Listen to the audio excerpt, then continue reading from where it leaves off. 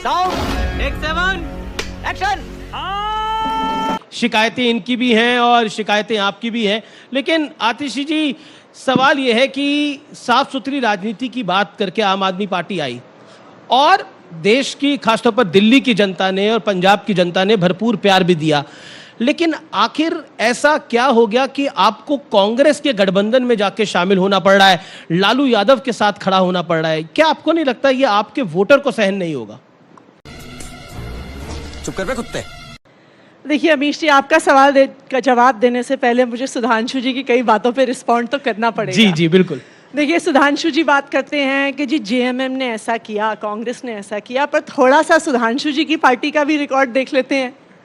ये कहते हैं कि जी हम तो किसी के खिलाफ कुछ नहीं करते, पर ऐसा कैसे होता है कि इनकी ईडी, इनकी सीबीआई किसके खिलाफ रेड करती है? कभी अरविंद केजरीवाल के खिलाफ करती है, कभी हेमंत सोरेन के खिलाफ करती है, कभी स्टालिन के खिलाफ करती है, कभी ममता बनर्जी के खिलाफ करती है। क्या इस देश का सारा भ्रष्टाचार विपक्षी दलों ने किया है? इनकी पार्टी के लोग दूध के धुले हैं। और नहीं ना सिर्फ इतना, वो विपक्षी दल के नेता जैसे ही इनकी पार्टी में शामिल हो जाते हैं वो भी दूध के धुले हो जाते हैं। इसके कुछ उदाहरण दूंगी। हेमंत बिस्व शर्मा जी, उनके भ्रष्टाचार पे सुधांशु जी की पार्टी ने एक पूरा बुकलेट निकाला था। ईडी का केस हुआ, सीबीआई का केस हुआ, हेमंत बिस्व शर्मा जी भारतीय जनता पार्टी में शामिल हो गए, उनकी वॉशिंग मशीन में धुल गए, सारे ईडी और सीबीआई के केस खत्म हो गए। शुभेंदु अधिकारी जी के भ्रष्टाचार, Narada scam, Saradha scam, chit fund scam, कई चुनाव लड़ डाले इन्होंने पश्चिम बंगाल में, लेकिन जैसे ही शुभेंदु अधिकारी भारतीय जनता पार्टी में शामिल हो गए, उनकी वॉशिंग मशीन में धुल के पाक साफ हो गए।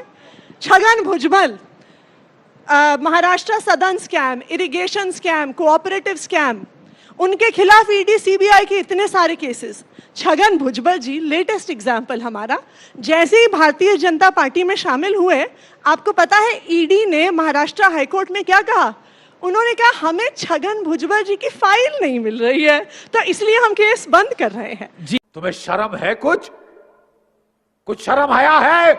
तो देखिए ये बिल्कुल साफ है कि आज केस होना, आज ईडी के छापे पड़ना, सीबीआई से गिरफ्तारी होना, ये किसी भ्रष्टाचार से जुड़ा हुआ नहीं है। ये भ्रष्टाचार के खिलाफ लड़ाई नहीं है।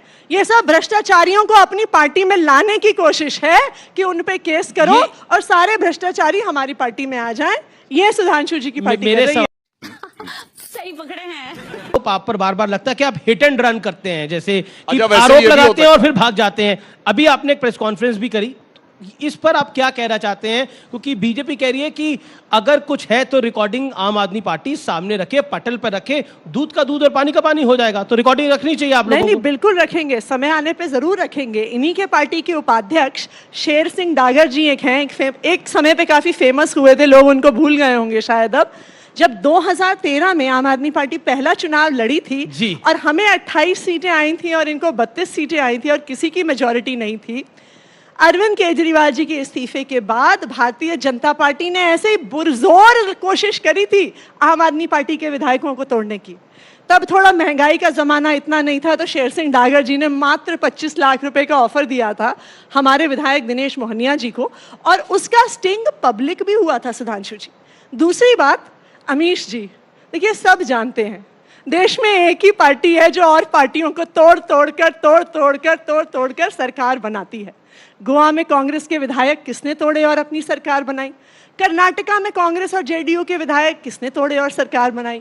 महाराष्ट्र में शिवसेना के विधायक किसने तोड़े और सरकार बनाई? ये पूरा देश जानता है। इनफैक्ट अगर आप मुझे मौका दें, वो अनफॉर्चुनेटली दूसरे चैनल की क्लिपिंग है जी।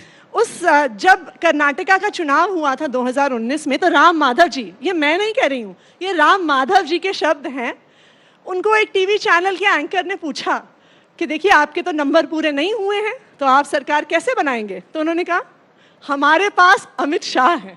ये राम माधव जी के शब्द थे।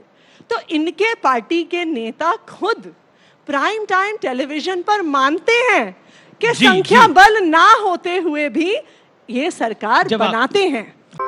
ये बिक गई है गवर्नमेंट, अब गवर्नमेंट में कुछ नहीं है। क्या आपको लगता है कि आप लोगों के नेता मिले लेकिन नीचे पार्षदों के दिल नहीं मिले, इस वजह से ये हार हो गई। और दूसरा, करप्शन के ऊपर आम आदमी पार्टी को बैकफुट पे आना पड़ रहा है, क्योंकि जनता को आप मूर्ख समझना बंद कर दीजिए। इस प्रकार की बचकाना बातें किसी के गले नहीं उतरती, लोग मजाक उड़ाते हैं। अलग अलग मुद्दे हैं, तीनों पे जवाब दूंगी। सबसे पहले तो जी सुधांशु जी ने, आपने जो मुझसे सवाल पूछा कि आम आदमी पार्टी के विधायक कौन तोड़ रहा है, उसका जवाब सुधांशु जी ने दे दिया कि जो सोवत है वो खोवत है, जो जागत है वो पावत है। तो कौन विधायक खो रहा है, कौन विधायक पा रहा है, इसका जवाब तो इन्होंने खुलेआम दे दिया। पर आप लोग सो तो नहीं रहे हो। इन्होंने डिनाई तो नहीं किया कि ये विधायक तोड़ते हैं और हर राज्य में तोड़ते हैं। तो गोवा में इन्होंने ये भी नहीं कहा गलत है, ये कहा वो तो पहुंचे ही नहीं, इसलिए हमने सोचा कि उन्होंने तो कहा कि जी मैंने एग्जाम ही नहीं दिया, तो बीजेपी ने कहा कि चलो हम चीटिंग करके पास हो जाते हैं। ये देखिए सुधांशु जी बड़े सम्मानित प्रवक्ता हैं भारतीय जनता पार्टी के, लेकिन ये तक नहीं कह रहे हैं कि विधायकों को तोड़ना गलत है। आज यहाँ पे आके खड़ा कर दिया है भारतीय जनता पार्टी ने इस देश की राजनीति को, और मुझे लगता है ये सबसे ज्यादा दुख की बात है। तू समझा? हाँ। नहीं, तू समझा नहीं। Number 2, Chandigarh mayor election. वैसे उससे पहले अगर आप 1 साल पहले देखिए तो दिल्ली मेयर इलेक्शन में भी कुछ ऐसा ही हुआ था। आपको याद होगा मेयर आपका है दिल्ली में। हाँ, लेकिन मेयर के इलेक्शन को करवाने के लिए हमें सुप्रीम कोर्ट जाना पड़ा था, क्योंकि वहां पर भी चीटिंग कर रही थी भारतीय जनता पार्टी। भारतीय जनता पार्टी कानून के खिलाफ जाकर अपने एलजी साहब से 10 नॉमिनेटेड काउंसलरों को लेके आती है, जो उन्हें जो काम चुनी हुई सरकार को करना है, सबसे पहली बात। दूसरी बात, सारे कानून के खिलाफ जाके एमसीडी एक्ट ये कहता है कि जो नॉमिनेटेड काउंसलर होंगे वो मेयर के चुनाव में वोट नहीं डाल सकते हैं, लेकिन इनका प्रोटेम मेयर वहां पे खड़े होके कह देती है नहीं ये नॉमिनेटेड काउंसलर भी वोट डालेंगे, तो इनको कानून तोड़ने में कोई दिक्कत नहीं है। वाह मोदी जी, वाह वाह वाह। दिल्ली के मेयर के चुनाव में भी तोड़ा, अब चंडीगढ़ में बेचारों के साथ क्या हो गया? जी। शायद इनके किसी नेता को जिम्मेदारी दी गई थी, ऐसा हमने सुना है। अब देखिए, मैं निश्चित तौर पे नहीं कह सकती, ऐसा उड़ती बात आई है हमारे पास। आप उड़ती बात करें, ट्विटर पे आपने एक प्रमाणिक बात लिखी है। नहीं, आपने बोला मैं बहुत बड़ा खुलासा करूंगी। वो मैं करूंगी कल सुबह 10 बजे। कल सुबह 10 ईडी पर एक बहुत बड़ा खुलासा मैं करूंगी कल सुबह 10 बजे। लेकिन ऐसा सुना हमने, किसी ने बताया कि इनकी किसी एक नेता को जिम्मेदारी मिली थी कि जब सारे वोट मिल जाए प्रिजाइडिंग ऑफिसर को, तो लाइव जो स्ट्रीमिंग चल रही है ना उसको ऑफ कर देना। वो शायद ऑफ करना भूल गए, तो पूरे देश ने देख लिया कि प्रिजाइडिंग ऑफिसर खुद वोटों पे कुछ लिख रहे हैं और उनको गलत करार करने की कोशिश कर रहे हैं। इनफैक्ट वहां पर हमारे एक पार्षद ने कहा भी था, प्रिजाइडिंग ऑफिसर को कहा था कि आप नीला पेन मत इस्तेमाल करो, क्योंकि नीले पेन से हम लोगों ने लिखा हुआ है, अगर आपको कुछ लिखना है आप हरे पेन या लाल पेन से लिखिए। उन्होंने नहीं किया, क्योंकि उन्हें वोट्स को डिस्क्वालीफाई करना था और झूठे तरीके से इनकी सरकार। बीजेपी पार्टी बदल लिया साला। दो पॉइंट्स पे फैक्चुअली रॉन्ग है सुधांशु जी। एक सेकंड, 2 पॉइंट्स पे फैक्चुअली रॉन्ग है सुधांशु जी। मनीष सिसोदिया जी के लॉकर में वास्तविक तौर में उनके बेटे का झुनझुना मिला था। आप सीबीआई के रिकॉर्ड। अरे भाई, अब ये दुनिया के इकलौते लोग होंगे जो लॉकर में झुनझुना रखते हैं। चांदी का झुनझुना था, इसका मतलब उनकी माता जी ने उनके बेटे के पैदा होने पे दिया था, उनकी पत्नी ने लॉकर में रखा हुआ था। आप सीबीआई का रिकॉर्ड निकाल के देख लीजिए, आपकी सीबीआई बोले। इसका मतलब सीबीआई के सूत्र जो ये कह रहे थे केजरीवाल जी, उन्होंने बता दिया होगा तो निकाल के सीबीआई के लिए झुनझुना रख दिया उन्होंने। वरना कोई बच्चे का झुनझुना रखता है, और चांदी का झुनझुना इतनी बड़ी चीज नहीं होती। हमारे पास और कुछ रखने के लिए ही नहीं है, तो हमने रख दिया जी चांदी का झुनझुना। आपके पास होंगे सोने के बिस्कुट, करोड़ों के कैश, शेल कंपनीज के कागज। अब मुझे क्रेडिट नहीं चाहिए।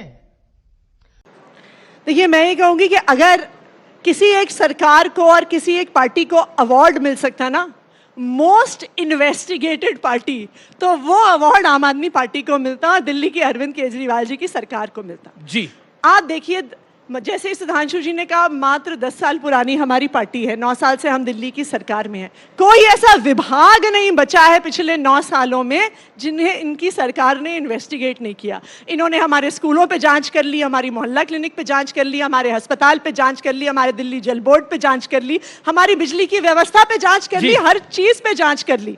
460 फाइलें 6 महीने तक इनकी सरकार आम आदमी पार्टी की रख के बैठी रही कि कहीं तो भ्रष्टाचार मिलेगा, कहीं तो भ्रष्टाचार मिलेगा। तो हमें ईमानदारी का सर्टिफिकेट इनकी सरकार ने शराब दिया घोटाले है। में आपको जबरदस्ती फंसाया जा रहा है। दूसरी चीज, अब आप सुन लीजिए जी, अब जो ट्रेंड चला है, अब आप अगला सवाल मुझसे ये पूछेंगे तो मैं पहले ही उसका जवाब दे देती हूँ कि अगर आप इनोसेंट हैं, अगर आप ईमानदार हैं, तो फिर मनीष सिसोदिया को, संजय सिंह को बेल क्यों नहीं मिल रही है? अगला सवाल आपका ये होगा, तो मैं आपको उसकी, आप अगर देखिए उसकी पूरी कहानी बताती हूँ। आपने कभी सोचा है कि भारतीय जनता पार्टी अपने विपक्षी दलों पे सिर्फ पीएमएलए में, prevention of money laundering act, जो ईडी जिसके तहत अपने केस करती है, सिर्फ एक कानून में क्यों केस करते हैं? प्रिवेंशन ऑफ कहते हैं जी भ्रष्टाचारी हैं सब, प्रिवेंशन ऑफ करप्शन एक्ट में क्यों नहीं करते? कहते हैं जी क्रिमिनल्स हैं सब, सीआरपीसी में क्यों नहीं करते?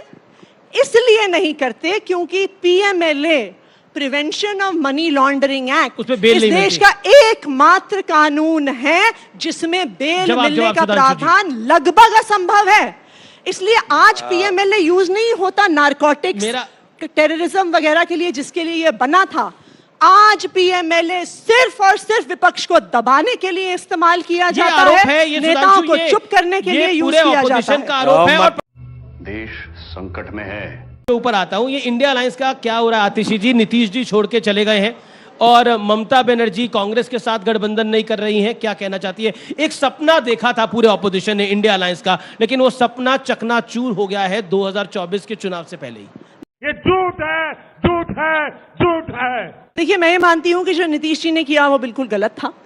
नीतीश जी बहुत बात करते थे, उन्होंने कहा था हम महंगाई के खिलाफ लड़ेंगे, बेरोजगारी के खिलाफ लड़ेंगे, संविधान के लिए लड़ेंगे, संविधान को बचाने के लिए लड़ेंगे। लेकिन मैं ये मानती हूं कि बिहार में वास्तविक तौर पे नीतीश जी के भाजपा में जाने से भाजपा को ही नुकसान होगा, इंडिया अलायंस को नुकसान नहीं होगा। ममता जी के कांग्रेस से इंडिया अलायंस से जाने से बाकी जो घटक दल हैं, ये मैं मानती हूँ कि कुछ इनिशियल हिकअप्स हैं, लेकिन मुझे पूरा भरोसा है। बोलती है कि कांग्रेस की 40 सीटें भी नहीं आ सकती, कांग्रेस में अहंकार है, क्योंकि आप कांग्रेस से डील कर रही हैं। क्या आपको भी लगता है कांग्रेस में अहंकार है? देखिए, हम इंडिया अलायंस के प्रति पूरी तरह से कमिटेड हैं। इंडिया अलायंस जरूर एक साथ आएगी, एक साथ रहेगी और भारतीय जनता पार्टी को चुनाव हराएगी, देश को महंगाई से भी बचाएगी, बेरोजगारी से भी बचाएगी और इस देश के संविधान को भी बचाएगी। जी सुधांशु, ये बड़ी अच्छी बात कही आप। खत्म, bye bye, tata, goodbye, गया।